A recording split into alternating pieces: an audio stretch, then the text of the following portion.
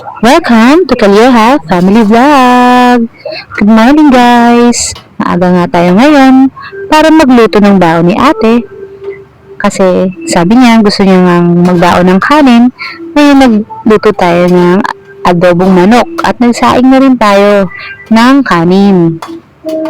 Sobrang aga ko ang nagising dyan. Alas 4 ata gising na ako yan eh. Alam mo naman tayo mga nanay, kailangan natin gumising ng maaga para paglutuan ng ating pamilya ng masarap.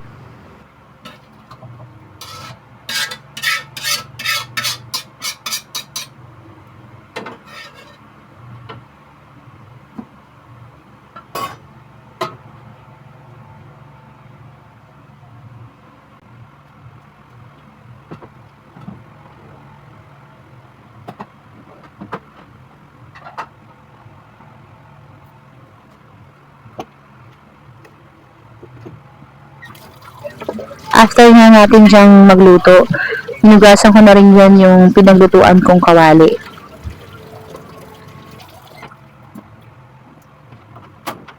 At ito nga guys, meron pa pala tayong natirang pochero, initin natin. Kasi sayang naman, hindi pa naman siya panis.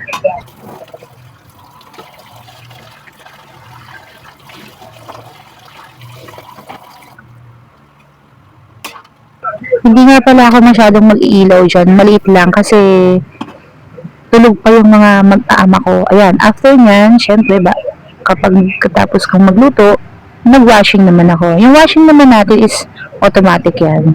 Habang ako ay nag-washing, nagluluto rin ako. Alam niyo naman ng mga nanay, all around, sa gawaing bahay. Kaya kayang-kaya natin yan. Laban lang, kahit na minsan nagkakatoyo na tayo sa mga gawaing bahay. Nakakapagod pero nag-enjoy naman ako.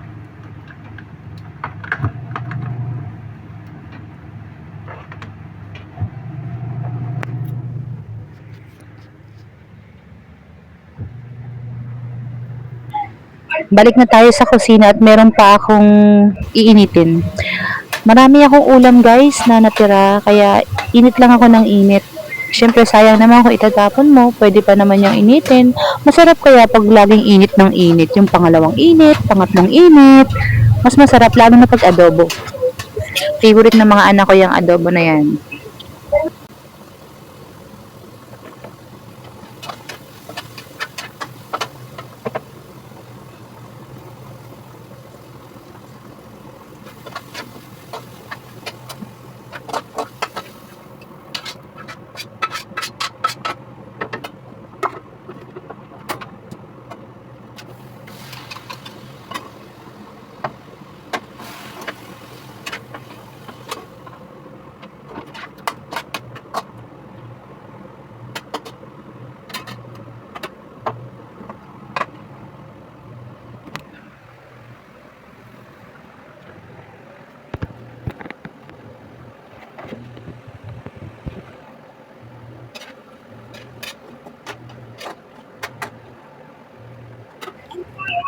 At ito na, gising na si Kuya Sandrick. Siyempre, walang gagawin yan kundi manood ng TV. Maya-maya kakain na yan. Maya-maya gising na ang papa niya. Sabay-sabay na kami kakain. Thank you for watching guys!